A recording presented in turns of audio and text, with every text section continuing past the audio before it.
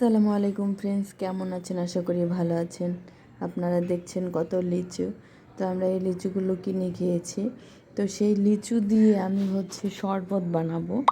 তো সেটা আমি কিভাবে বানাচ্ছি সেটাই আপনাদের আমি দেখাচ্ছি। লিচুগুলা তেমন একটা মিষ্টি ছিল না, হঠাৎ করে দুই একটা মিষ্টি ছিল।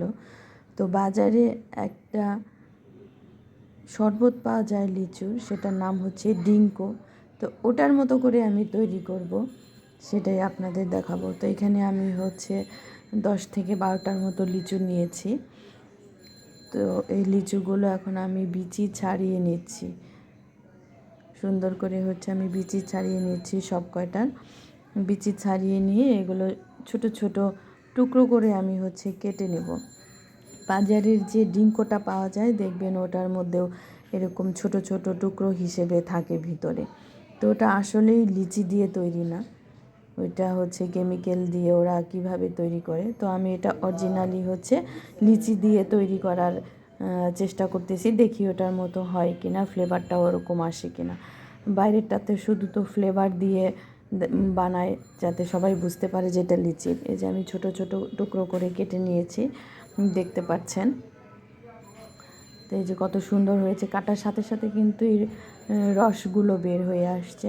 তো আমি এটা দুটো গ্লাসে তৈরি করব। এখানে এই যে আমি সব কিছু রেডি করে নিয়েছি। এখন এই যে দেখেন কত সুন্দর, একদম ছোট ছোট টুকরো হয়েছে, সাথে কত রস না। এটাও আমি ওই পানির সাথে মিক্সড করে তারপর দিব। খেতে কিন্তু অনেক টেস্ট হয়েছিল। তো আমি ভিডিওটা লেটে আপলোড দিচ্ছি, কিন্তু এটা অনেক টেস্ট ছিল। জাস্ট আমি 2 গ্লাস বানাবো। তো এর জন্য আগে আমি তোকমা পানিতে ভিজিয়ে রেখেছিলাম, সাথে আমি একটু তোকমা দিয়ে দিলাম। এখানে শুধু লিচু দেইনি, এখানে তোকমাটা মিক্সড করে তারপর তৈরি করব। তো সমান পরিমাণে 2 গ্লাসে আমি দিয়ে দিয়েছি, আর এখন লিচু দিয়ে দিচ্ছি 2 গ্লাসেই। একটু পরিমাণ বেশি হলে দেখা যাবে যে মুখে লাগবে, খেতে ভালো লাগবে। তো সেই হিসাবে আমি বেশি করে দিয়েছি। আর যে লিচুর যে রসটা বের হয়েছিল সেটাও আমি এটার মধ্যে দিয়ে দিচ্ছি, তাহলে কালারটাও অন্যরকম হয়ে আসবে এবং ফ্লেভারটাও অনেক সুন্দর থাকবে। তো দিয়ে আমি একটু মিক্সড করে দিচ্ছি তোকমার সাথে। এখন আমি ঠান্ডা পানি দিয়ে দিচ্ছি। এটা গরমের সময় আমি তৈরি করেছিলাম, এখন তো বৃষ্টি, তো ভিডিওটা আমার আপলোড দেওয়া হয়নি। তো সাথে কিন্তু আমি চিনি দিয়ে দিয়েছি।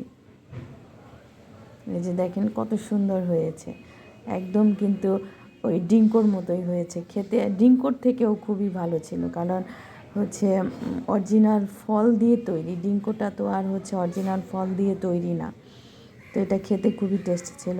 তোকমাটাও মুখে লেগে যেত, দেখা যেত যে লিচুটাও মুখে লেগে যেত। তো খেতে খুবই টেস্ট ছিল, আপনারা চাইলে তৈরি করে খেতে পারেন।